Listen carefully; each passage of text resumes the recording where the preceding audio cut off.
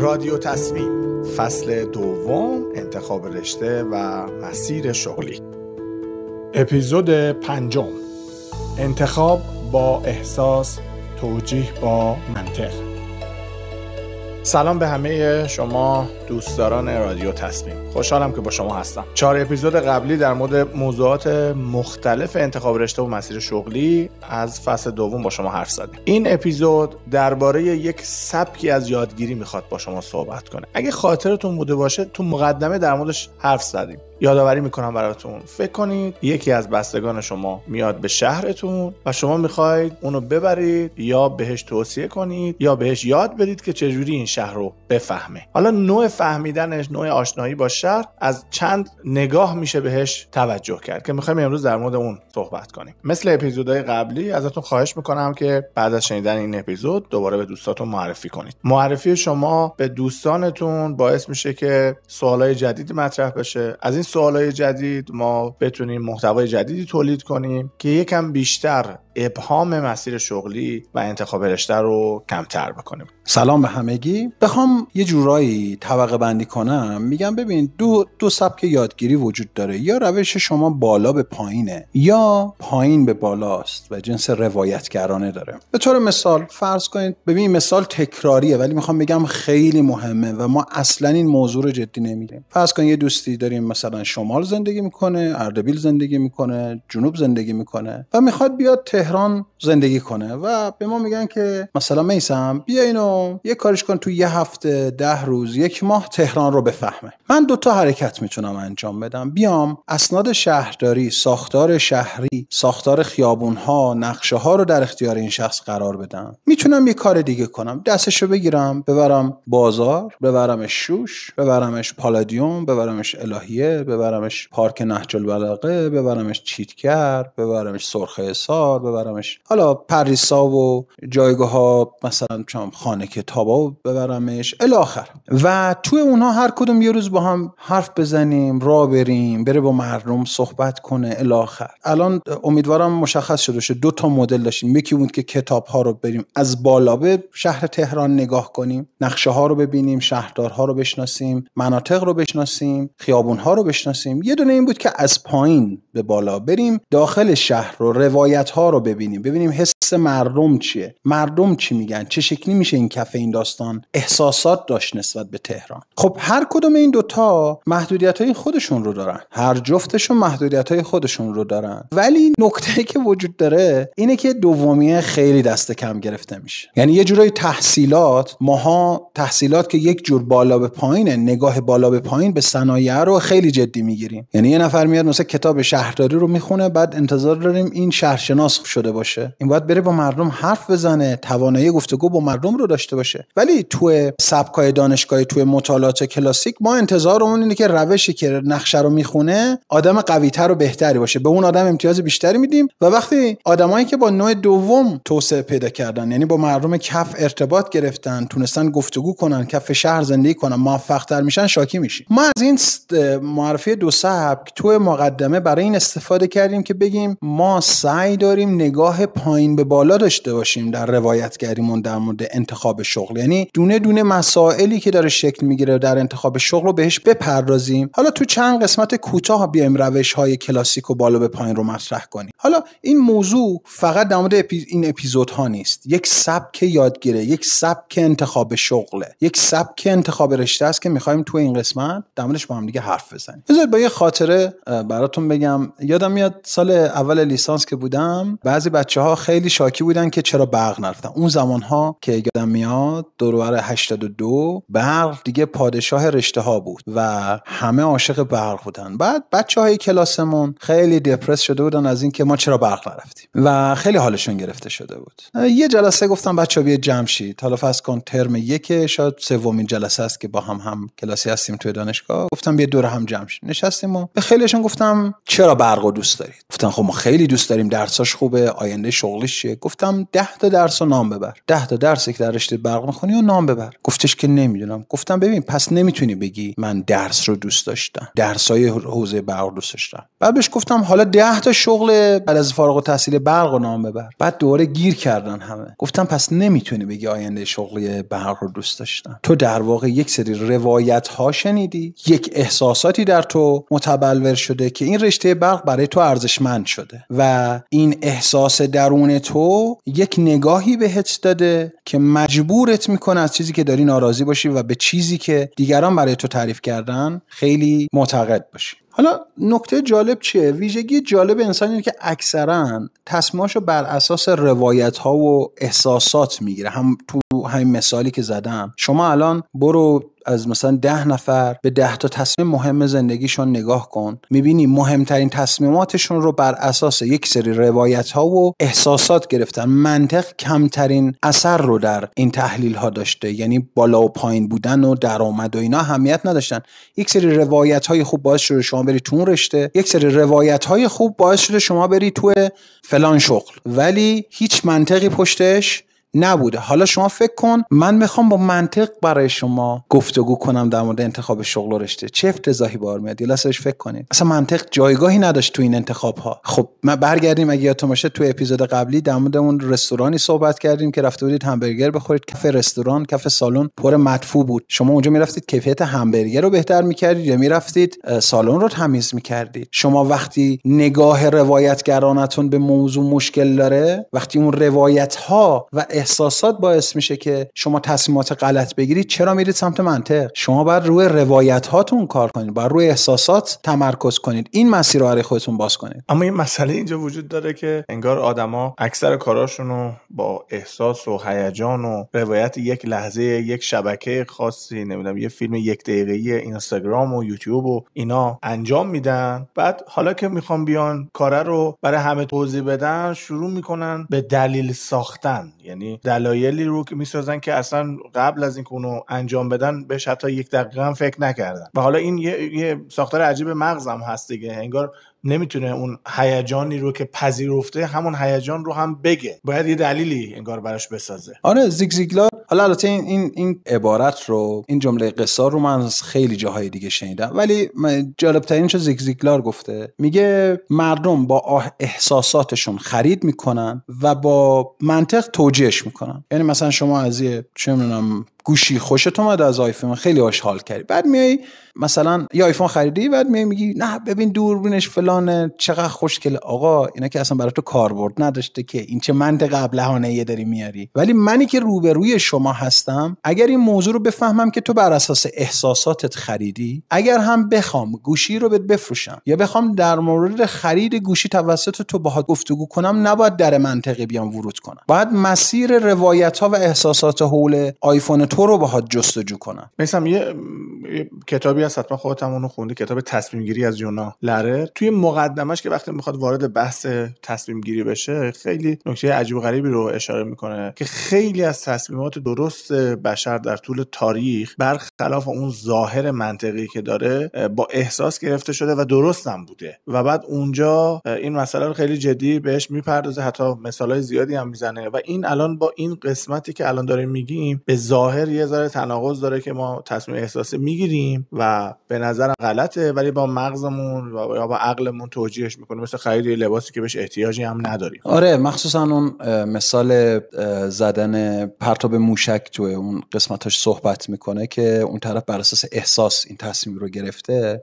ولی ببین یه ریزه‌کاری توش وجود داره. تو باید هزاران ساعت اون حوزه باشه که احساساتت ارزش داشته باشه. تو باید هزاران ساعت تو اونجا داشته باشی که احساساتت اصالت داشته باشه. وقتی منی که هنوز هیچ چیزی در مورد یک رشته یا یک حوزه‌ای نمی‌دونم، احساساتم اصالت نداره. خب اگر تو یه پزشکی و 1000 ساعت تو اونجا فعالیت کردی، احساسات تو، اون حسی که به دست داره، اون در واقع حس ششمی که به دست میده، اون اصالت داره. من به اون، یعنی اونجاها شاید تو اصلا نیاز نباشه به منطق طرف رجوع کنی شاید، ولی وقتی من دارم در مورد یه آینده‌ای فکر می‌کنم که در موردش اطلاعی ندارم، احساسات من اصالت بالایی ندارم، از به قول خودت از یه کلیپ اینستاگرامی خارج شده. درست شد؟ بنابراین ما نباید وقتی در حوزه خیلی چند هزار ساعت تجربه و روایت ندیم، خودمون روایت ها رو تجربه زیسته نداشتیم، برای اون احساساتمون اصالت داشته باشیم، اما بدونیم این تصمیماتمون داره بر اساس این احساسات گرفته میشه. این دو تا موضوع جالب رو در روی همه و من اصلا نفی نمی‌کنم این داستان رو، ولی میگم حواستون باشه اگر میخواید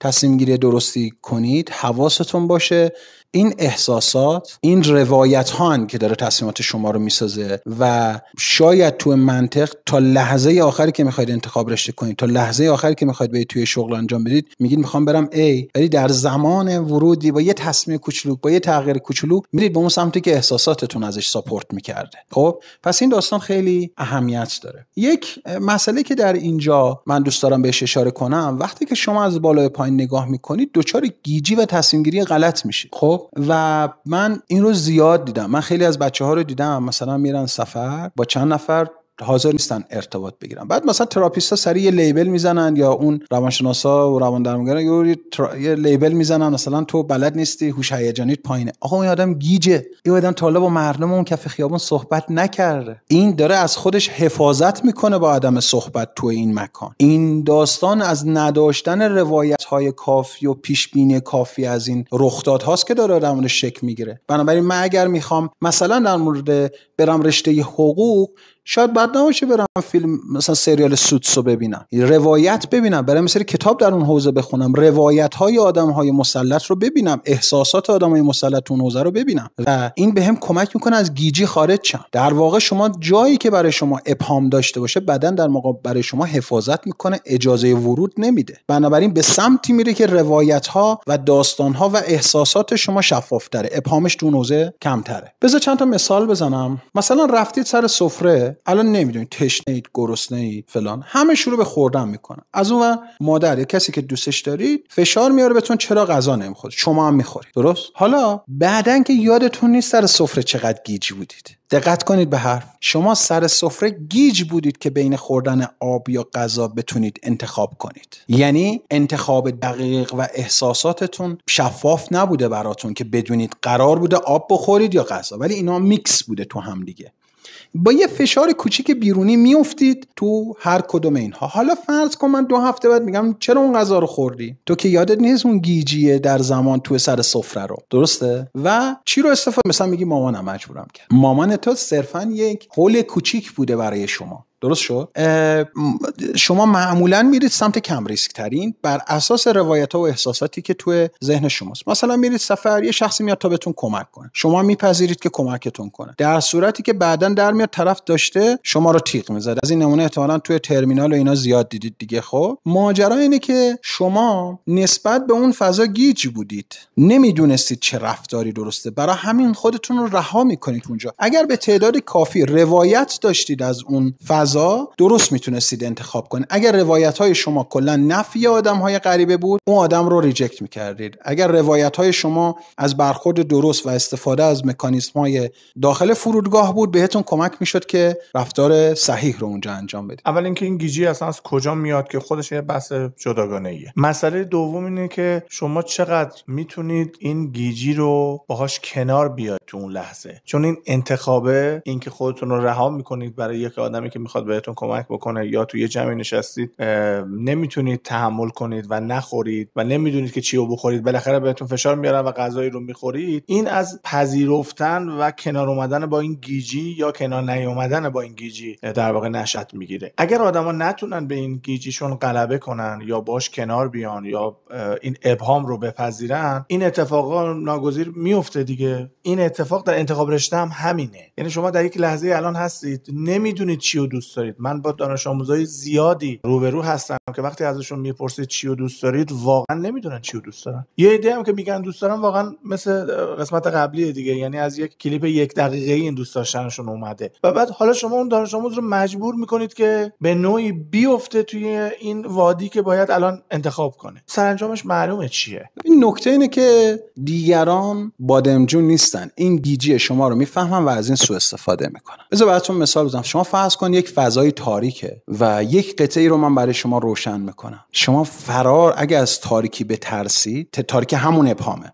فرار میکنید به سمت روشنایی. درسته؟ پس چی شد؟ یعنی من با روشن کردن یک قطعه که همون تله من برای شماست، در مقابل سایر ابهام ها میام برای شما یک تله ایجاد میکنم. خب یه جمله توی برادران کارامازوف هست از داستایوفسکی که خیلی قشنگه و من این رو خیلی دوست دارم. 3 بارم تکرارش میکنم، 3 بارم میخوام این جمله رو تکرار کنم و سعی کنید حفظش کنید. میگه اگر نمیتوانی چیزی را تحمل کنی، آنگاه آزاد نیستی، بلکه برده چیزی هستی که از تو محافظت میکند. اگر نمیتوانی چیزی را تحمل کنی، آنگاه آزاد نیستی، بلکه برده چیزی هستی که از تو محافظت. بار سوم، اگر نمیتوانی چیزی را تحمل کنی، آنگاه آزاد نیستی، بلکه برده چیزی هستی که از تو محافظت میکنه. قشنگ بود نه؟ مثلا چقدر آدم ها با این تحمل نکردن واقعا برده صاحب کارشون میشن. چقدر دانش آموزه که برده معلمش میشه وقتی تحمل نداره و چقدر آدم ها اگر این جمله رو میفهمیدن راحت تر بودن و در دام این همه مسائل روزمره زندگی نمیافتادن. واقعا این به خاطر عدم تحمله. این عدم تحمل آدم‌ها رو به چه جاهایی واقعا نمیکشونه. همونجوری که تو اپیزودهای قبلی هم گفتیم، این ابهام در واقع چیزیه که باید این روزها بپذیرمش. با ابهام زندگی کردن باید جزء ذات ما در زندگی امروز ما باشه. بذارید مثال بزنم که وقتی که نمیتونی ابهام رو تحمل کنی چجوری برده میشی، چجوری دیگران ازت سوء استفاده میکنن. مثلا میری تو دل تصمیم گرفتی، یا مثلا رفتی دیجیکالا، رفتی آمازون، یه موبایل رو انتخاب کردی، ویژگی سخت افزاریش اینه، به لحاظ حسی این وضع رو داره، فلان فلان. وقتی وارد فروشگاه میشی صدها طرح و نقش میبینی. فروشنده شروع میکنه روایت‌ها و داستان‌های مختلف رو برای شما مطرح کردن و شروع میکنه اون چیزی که شما میخواید انتخاب کنید رو روایت‌های ایجاد میکنه که ابهام انگیزش. شروع نمیاد منفی صحبت کنه، ابهام ایجاد میکنه برای شما و با اون ابهامی که شروع میکنه یک جا رو برای شما در واز میکنه. میگه اینو مثلا دختر خالم خریده، خیلی راضیه، قطعیت به شما میده. تو اون تاریکی برای شما یه شمع روشن میکنه، شما فرار میکنی به سمت اون شمع. درست شد؟ یعنی یک فروشنده به سادگی میتونه شما رو فریب بده. مثلا من مثال خیلی واضح اینو امسال داشتم. میدونی که یکی از برندهای ماژیک که خیلی هم طرفدار داره، ماژیک وایت بورد، ماژیک اسنومن هست. خیلی ماژیک قدیمیه و کارش هم پس داده. بعد من توی بازار دنبالش میگشتم، بعد توی مغازه اون ماژیک نبود. فروشنده شروع کرد به این که اسنومن تو بازار هست، پیدا میشه، ولی من شنیدم که هیچ کدوم از اینا دیگه اون اسنومن قبلی نیست و قاچاقی وارد شده و ما هم برای این که نمیخوایم سر مشتریامون رو کلاه بذاریم اونو نمیاریم، یه ماژیک دیگه ای داریم. خب اصلا واقعا این در من تردید ایجاد کرد. یعنی این نپذیرفتن اون ابهام بود و موفق شد و واقعا ماژیک خودش رو فروخت به ما و اون اسنومن با همین یه جمله این تردید که در ذهن ما ایجاد کرد که آره این ماژیکایی که وارد شده چون قاچاقه، اون ماژیک اسنومنی که شما ازش خاطره دارید دیگه نیست. و این در روز بسیار زیاد برای آدم‌ها اتفاق میفته و این کاریه که در حوزه فروشندگی آدم‌ها زیاد دارن انجام میدن. اون جمله دوباره داستایوفسکی که 3 بار تکرار کردم این بود، با ابهام میگم اگر نمیتوانی ابهام را تحمل کنی، آنگاه آزاد نیستی، بلکه برده کسی هستی که از تو در مقابل ابهام محافظت کند. خب و میخوام بگم، حالا من اینو تغییر دادم جمله رو،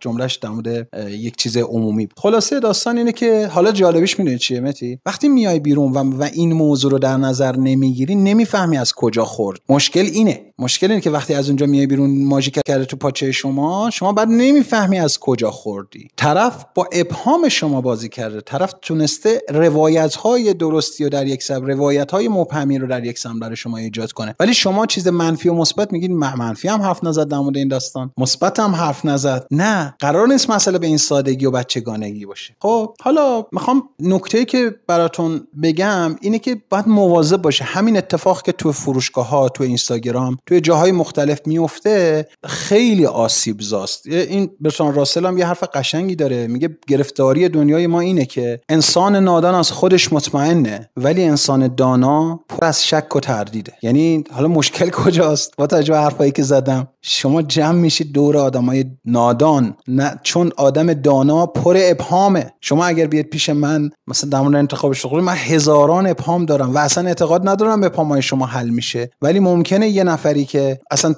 تو این حوزه مطالعه هم نکرده بتونه خیلی قطعی برای شما انتخاب رو انجام بده. ببین میثم، اینجا یه مشکلی به وجود میاد. مسئله اساسی اینه که تعداد آدم‌های زیادی که این همه ابهام دارن واقعا دیگه نمیتونن انتخابی بکنن. گرفتاری بزرگ اینه و از اینه که سوء استفاده میشه یا استفاده میشه که سر خیال آدم‌ها رو راحت کنن، چون ابهام داشتن همراه درده. ابهام داشتن همراه اینه که شما استراب داشته باشی، تحمل بکنی. این مؤسساتی که به وجود اومده و دارن خواب شغل و رشته میکنن، یک چیزی رو دارن در آدما راحت میکنن، اون تحمل همه این بدبختیاییه که شما در ابهام دارید. اینه که آدم‌های زیادی در دنیا اصلا سراغ این قسمت نمیرن، میخوان خیالشون راحت بشه. حالا این خیال رو یا خودش میخواد در خودش راحت کنه یا یک نفر دیگه ای راحت کنه. برای همینه که این مؤسسات نه تنها کم نمیشن. من یادمه که توی یکی از این اپیزودا گفتید که آقا ما میدونیم که این کاشته شده است، با اینکه میفهمیم کاشته شده است بازم همون کار رو میکنیم چون این کاشته شده. حالا این بحث ابهام داشتن هم یه به نوعی شبیه همونه. حالا اگه بخوایم برچسب نزنیم و بخوایم یه جمله دقیق بگیم، در واقع این میشه که تصمیمات منطقی ما پر از شک و تردیدن. دقت کنید، تصمیمات منطقی ما پر از شک و تردیدن و تصمیمات احساسی ما قطعی، اونم با کور کردن منطق. درست شد؟ یعنی ماجرا اینه که شما باید مواظب روایت ها و احساساتتون باشید. یه جمله دیگه از همون کارامازوف بگم، تو اپیزود قبلی هم بهش اشاره کرده بودم، از داستایوفسکی تو مفتش اعظم، قبلا هم بهش اشاره کرده بودم توی یک اپیزودا.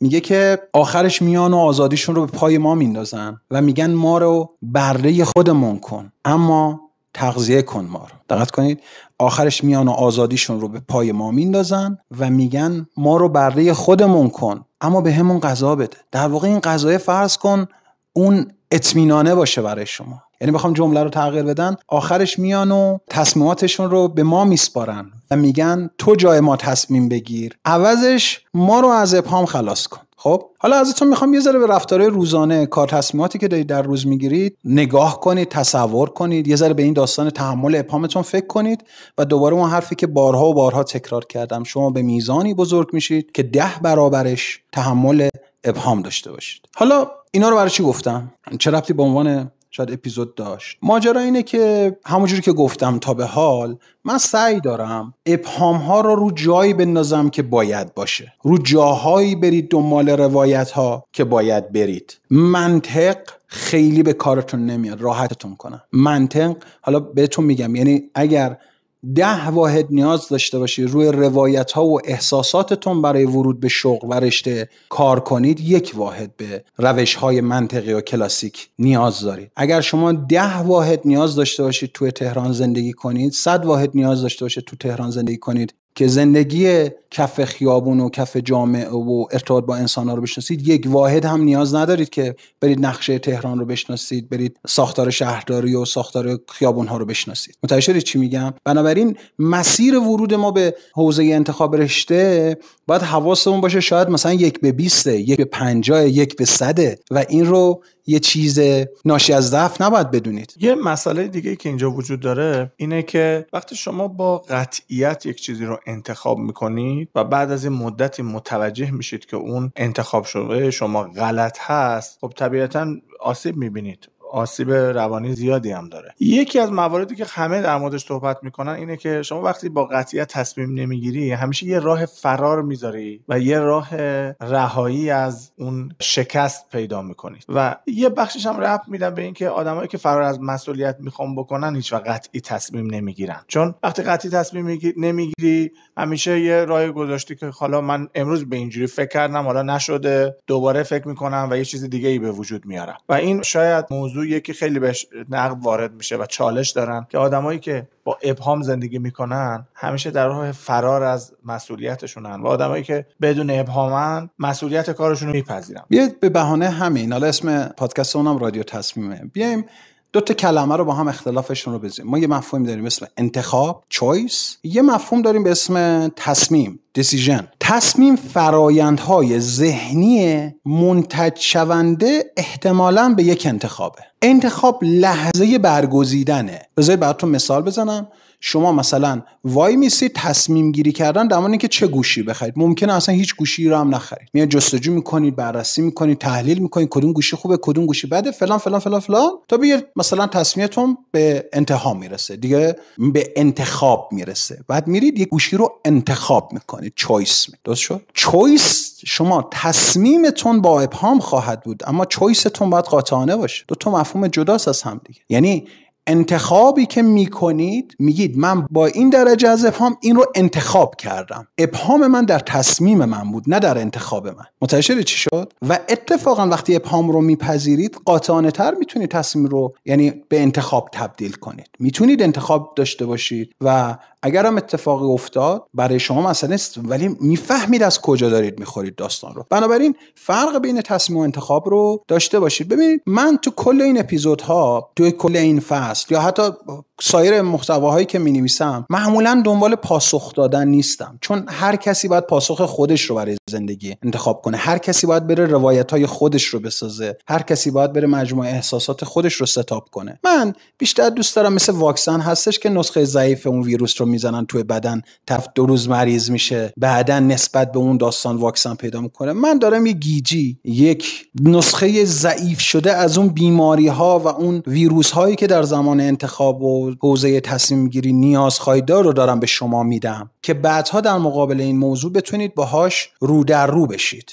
درست شد؟ بنابراین قرار نیست به شما قاطعیت بدم، قرار نیست برای شما چیزی رو قطعی کنم، قرار اون گیجیه رو جلو به شما بدیم مثل یه ویروس ضعیف شده. خیلی ممنون، داریم به پایان نزدیک میشیم. بیا بار دیگه فقط یه خلاصه‌ای بگم. این که اول بس ما در مورد روایت از بالا به پایین صحبت کردیم و در مورد این صحبت کردیم که روایت گرانه زندگی کردن چه ویژگی‌هایی داره. معنیش واقعا مثل اپیزود قبل نفی اون یکی نیست، فقط اون یکی رو دیدن مشکل ما بود امروز، که شما اگر فقط از بالا به پایین به مسائل نگاه کنید دوچار چه اتفاقاتی میشید. ببین متی، اگر 100 نفر با کتاب داستان تغییر کنن، مسیر زندگیشون رو عوض کنن، 1 نفر هم با کتاب علمی و غیر رمان زندگیشو عوض نمیکنه. متوجه چی شد؟ اینو لطفاً همتون حواستون باشه. اگر 100 نفر با کتاب‌های روایت داستانی احساسی زندگیشون عوض بشه، 1 نفر هم از کتاب غیر علمی جابجا نمیشه زندگیشون. اینو باید بپذیریم توی زندگیامون. خب البته من اون داستانی رو خیلی پایدار نمیدونم، ولی باید این موضوع رو آدم درک کنه که از کجا داره میخوره. یعنی من موضوع رو تایید نمیکنم، ماجرا این که داریم از اونجا میخوریم و اگر حواسمون به اونجایی نباشه که 100 برابر اهمیت بیشتری توی تصمیم گیریامون داره رو در نظر نگیریم، میایم روی یه واحد هی تمرکز میکنیم. یعنی مثلا گند زدیم توی زندگی به تهران، دوباره میریم یه کتاب عمیق‌تر در مورد تاریخچه شهرداری تهران میخونیم. این ربطی کمکی من نمیکنه زندگی کف تهران من بهتر بشه. خب و میخوام روی اینها فکر بشه، دست کم نگیری روایت و احساس رو. خیلی ممنون. به پایان اپیزود 5 رسیدیم که در فصل 2 رادیو تصمیم، یعنی در انتخاب رشته و مسیر شغلی، اون رو قرار دادیم. ما این اپیزودها رو ادامه خواهیم داد تا هفته آینده که اپیزود بعدی رو منتشر خواهیم کرد. ازتون خواهش میکنم دوباره ما رو به دوستانتون معرفی کنید و اگر نقطه نظری داشتید در کست باکس کامنت بذارید و جاهای دیگه ای که این پادکست منتشر میشه. خیلی ممنون. خدا نگهدار.